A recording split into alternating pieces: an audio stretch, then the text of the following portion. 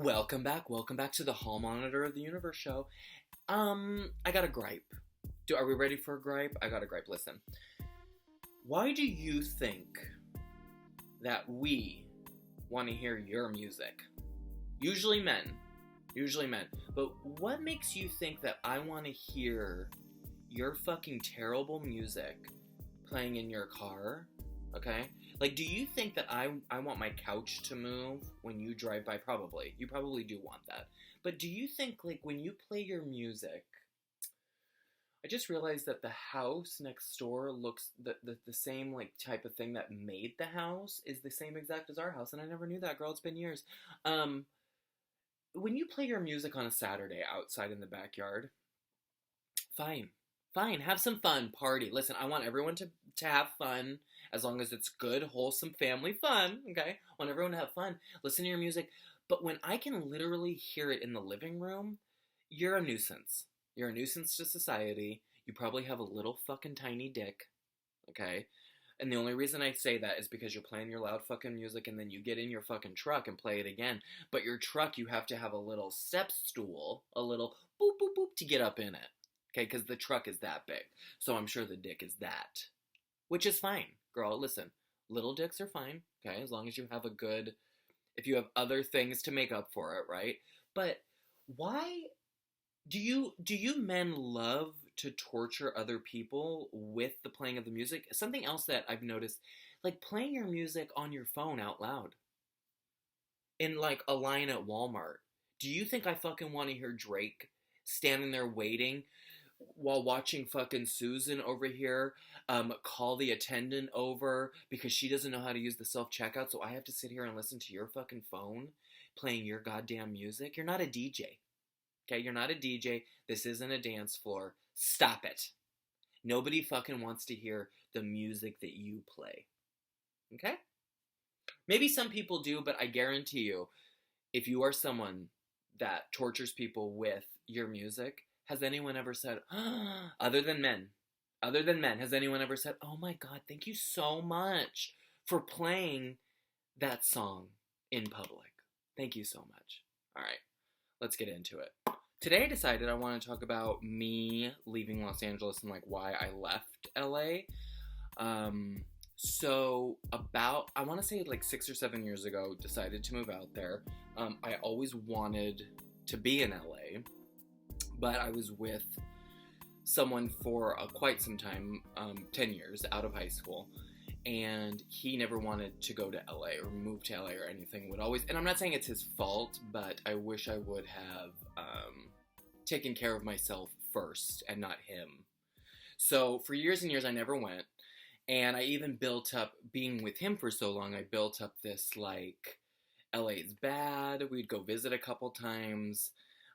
It wasn't the best experiences. Like one of the times we went to the bathhouse, the Hollywood Spa. If you don't know it, then you don't know it. But if you do, back in the day, Bette Midler was found there. Like she performed in this gay bathhouse. If you don't know what a bathhouse is, Google it. I'm just joking. It's where gay men go to fuck. Okay? And usually in the bathhouse, there's jacuzzi, orgy beds, all these things. If you want to know more about stuff like that, the episode The Wet Lizard, where I worked at a sex club, it wasn't technically a bathhouse, but it's the same type of thing. You can go over there. But we would go out there, and we just didn't have great experiences, me and my ex. We would go there. I mean, maybe perhaps the reason we weren't having great experiences in LA was because we were going to this spa and we were, how do you say it, licking cocaine out of people's assholes. I kid you not. This is the old me. Okay, I don't do this kind of stuff, but this is like years and years ago. But what happens after you lick cocaine out of someone's asshole? Well, you don't feel that great. Okay, the next couple days you're in remorse, doubt, who am I, what is my life? Anyways, so these are the experiences prior to me moving there that I would go out there, and then I got in my head that it was terrible. So I finally, get rid of the dude. Bye, baby. We're still cool. He's cool. I'm trying to get him on the show so we can sit here and talk about what happened between us. But, and I take the leap and I go out there. And I also had a huge career in Vegas at that point. I had built up my hair career. I was making such good money. But I decided I'm going to follow my career. I'm going to follow my dreams. Dreams. And I was going to go out to Los Angeles. So I decided the way to still make money without any work when I first got out there was to come back. At that point, I think I was coming back to Vegas every 2 weeks to do hair still and pay my bills. And then it changed to every month. I'd go out there for a couple days, do all my clients in those days, stay with a friend, and come back to LA.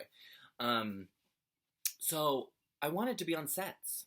I went out there to pitch a TV show. Sorry, cut that. I went out there to pitch a TV show with a friend of mine. We wrote this TV show. It was called What Happens Here. It was about a gay guy and a straight guy being best friends in middle school, and they live in Las Vegas, and now they are attempting in their 30s to stay sober in Las Vegas. It was a dark comedy. It was great. If you want to fucking read it, let me know. I'll email it to you. If you want to give it to NBC, great. We did get in front of NBC at one point to pitch. But we were told a number of things, which I understand. They would say that our script was green, which I'm not trained in script writing, so I'm sure it was green. We know how to write dialogue, which dialogue is a lot of mine, which I know how to talk, I know how to be funny, so I knew that dialogue was a strong suit in my writing game. But we pitched it for 8 months and nothing. Nada. We would get we really like it, we want to give it to this person, we really like it, we need to fix some things, this and that, but it never happened. So I started to struggle a little bit. Los Angeles equals struggle. So I started to struggle a little bit, and I met this girl, Jenna, in a place called Refuge Recovery. So this is what happens when you tend to lick cocaine out of people's assholes. You end up in recovery, usually AA, but if you go to our prior episode, I'm not a fan of AA, so I ended up in a place called Refuge Recovery, which is a Buddhist-based system that is also ran by a narcissist and a pedophile, Noah Levine, who's BFFs with Ben Affleck. Look it up, girl. But this is where I go. I meet Jenna. I didn't know anything about any of that until later. Okay. I meet Jenna, and Jenna's like, well, if you want to act, just do some background acting. I said, okay, girl. I mean, what does that even mean? But yeah, an extra. So I go to a place called Central Casting, okay? If you're going to do background acting, Central Casting is the way to go.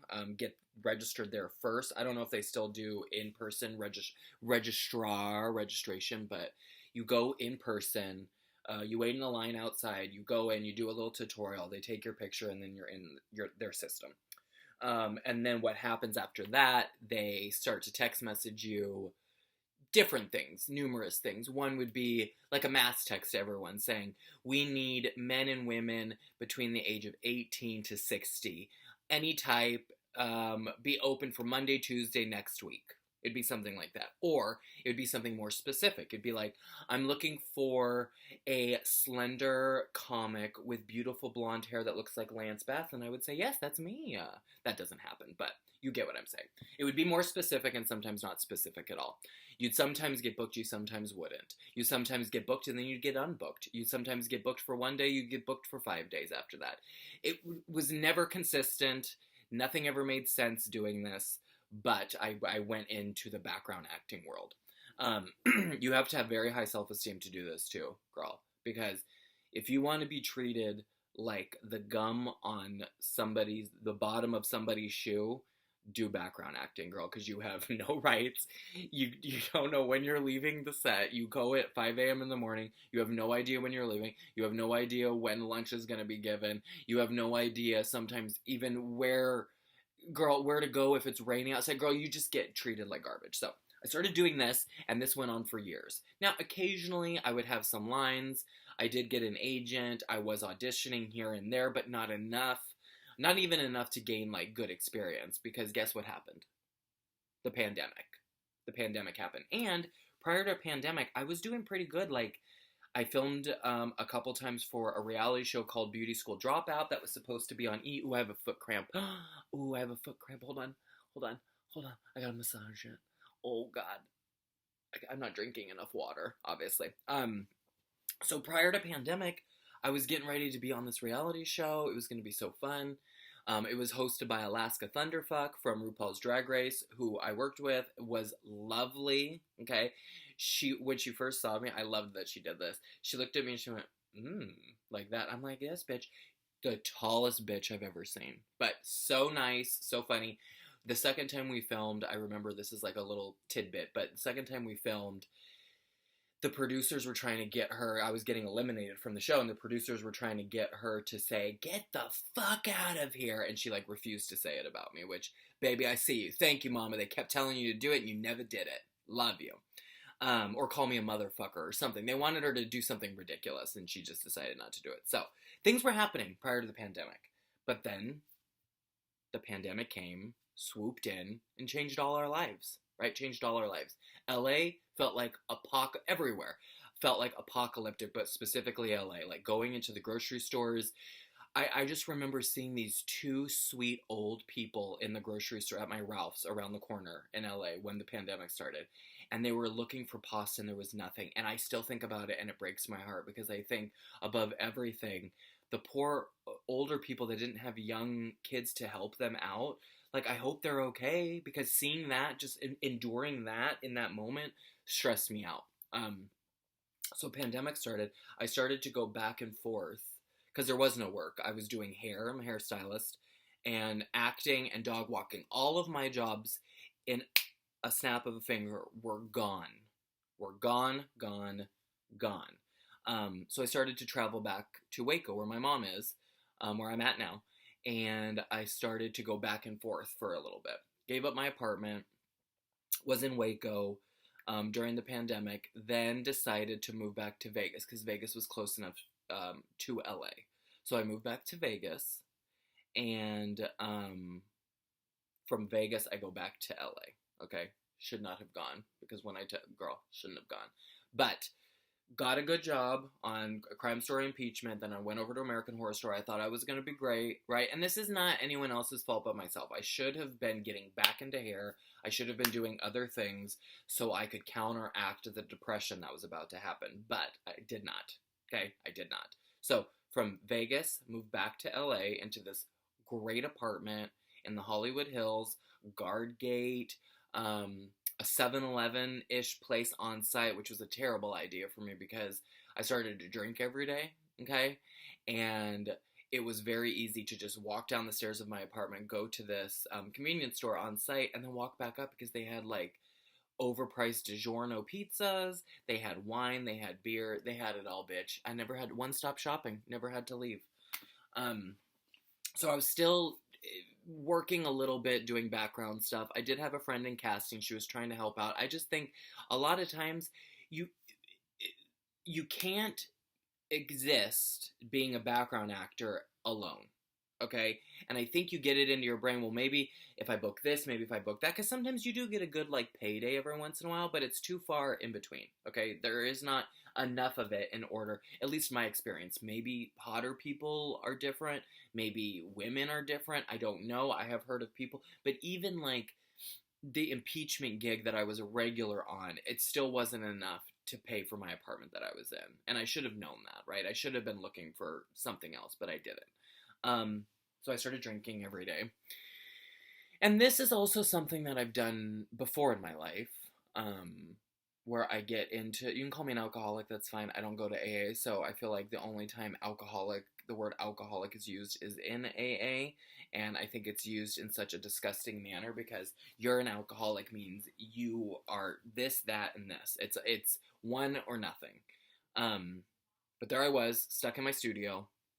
Not stuck, really, but stuck in my studio and couldn't stop drinking. I was also smoking pot. I was using all my money to buy, I mean, that shit is expensive, all my money to buy those two things, because for me, I need both, okay? I don't want, if one is not the other, like, I don't want to do either, okay? So that's for me. Like, I want to sit there and drink all the white wine possible, and then at the end, do a little smoking, get that double, that double high, baby.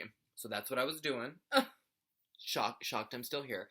And through that, I picked a place to drive my car off of a cliff. There was this place in the Hollywood Hills in LA where the guardrail was missing, and it was a perfect little spot, and it was so deep, and I thought, I'm just gonna one of these days I'm just going to get in the car. I am going to drive off of this hill and I'm going to be done because I have tried my dream. I came out here to LA.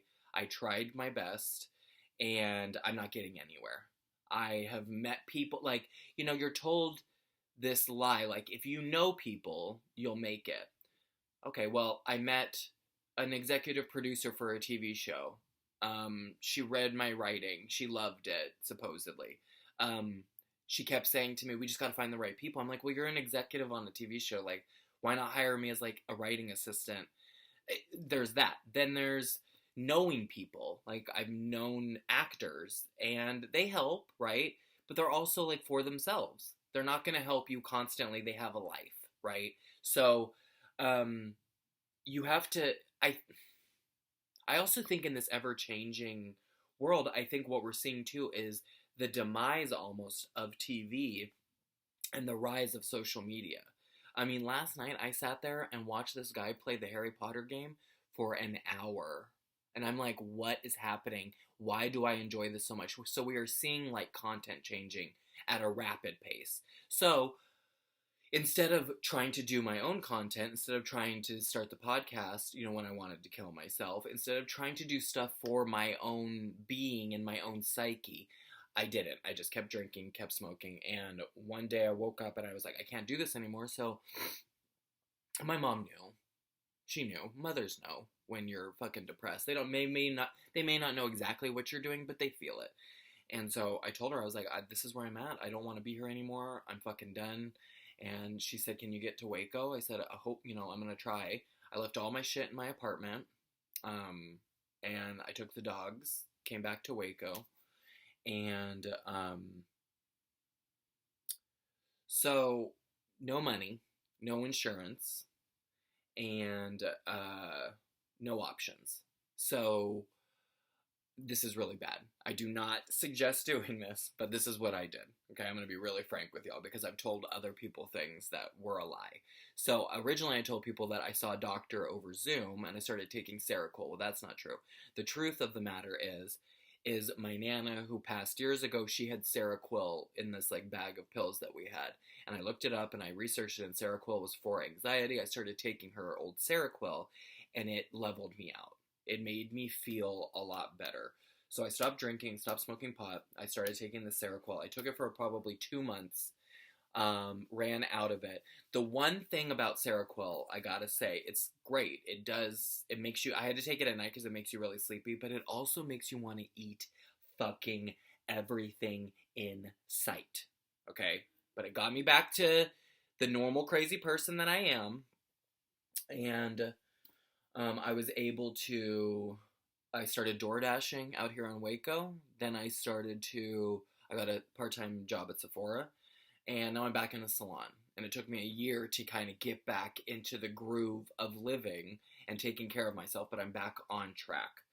I've also started doing this podcast. I started posting more on social media. I started doing stuff for myself. So the point of this, it's not going to be a long one, but the point of this talk is, I know I'm not alone. I know that the pandemic, yes, COVID ravaged our lives and took the lives of, I don't know how many people, like, we know the facts, like, that are on the news, but, like, what I'm saying is, what we don't talk about is I had three people die during COVID, and not from COVID itself.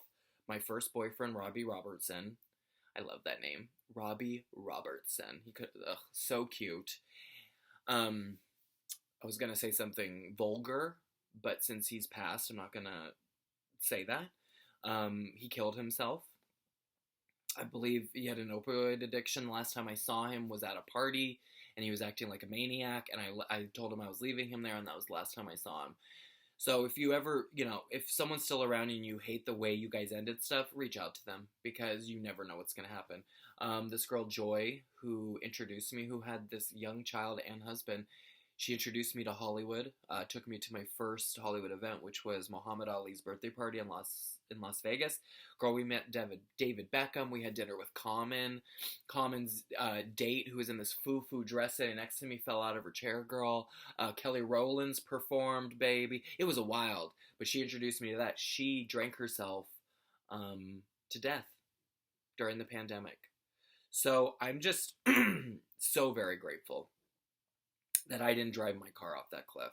And I'm so grateful if you were watching that you didn't either, because, you know, I want to label this leaving LA or finding LA or whatever, but LA wasn't the issue. It was me. I can sit here and blame whomever or whatever as to why I didn't succeed in LA and why I didn't move. Like, why didn't I succeed as a background actor? Well, because I wasn't moving out of being a background actor. I'm going to get treated as a background actor as long as I stay a background actor, right? And I know today that unless specific things are done on a set, I'm never doing background acting ever again, right? But it's about self-esteem, right? You got to get that self-esteem in order to get better. So, a couple suggestions for people that are drug addicted, alcohol addicted, shopping addicted, addicted to vaping, addicted to smoking. There are solutions. There's AA. Oof, not my fave. There's Refuge, also not my fave. There's Recovery Dharma. Girl, it's fantastic. Look into it. Smart Recovery, lovely. Okay? There are different avenues to help you out. Rehabs. I know rehabs can be such bullshit and money-making opportunities and like Ponzi schemes at times. But if you have to detox in there to get out of there, you need to do, like with your sobriety, you need to put as much effort into your sobriety as you did as your fucking drinking and using. And I said this in the last episode, but if you, when you were drinking and using, would go to parts of the city that you never would fucking... I mean, I remember when I was picking up fucking Loratabs in North Las Vegas, I'll never forget when I, like, dawned on me that what I was doing was so fucking dangerous. Waiting for my drug dealer to get in the car, I look over to the left, and the apartment complex to the left, all the windows are shot out. And I thought, what am I doing? Why am I here? But bitch, I picked up the pills and I left, right? Because part of that was like the scaredness of it. Like I loved being scared finding the drugs. Like it was like the hunt. So those are some solutions to that.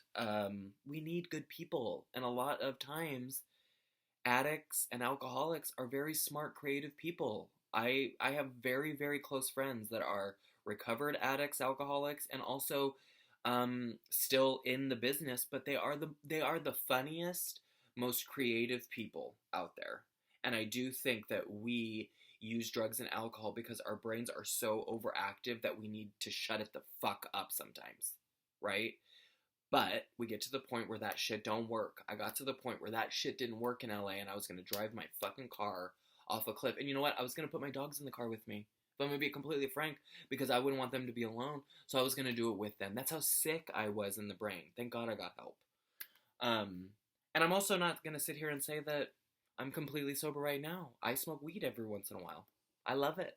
Okay, I'm not drinking, but occasionally I'll do that because it is a little bit of relief. I just don't think I'm ever going to be that person that is 100% sober, and that is fine with me. But if this is something that you need help with, I'm going to put all the info up on the screen. And if you have any questions or concerns, you can fuck off. No, I'm just joking. Always inbox me. Let me know. I'm pretty responsive about stuff like that. And, you know, can we stop making fun of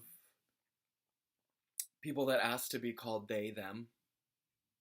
I know that it sounds weird to y'all because it's plural and it's two people to you. But if someone wants you to respect them and call them they, them, please attempt to do it. Don't sit here and mock, be funny.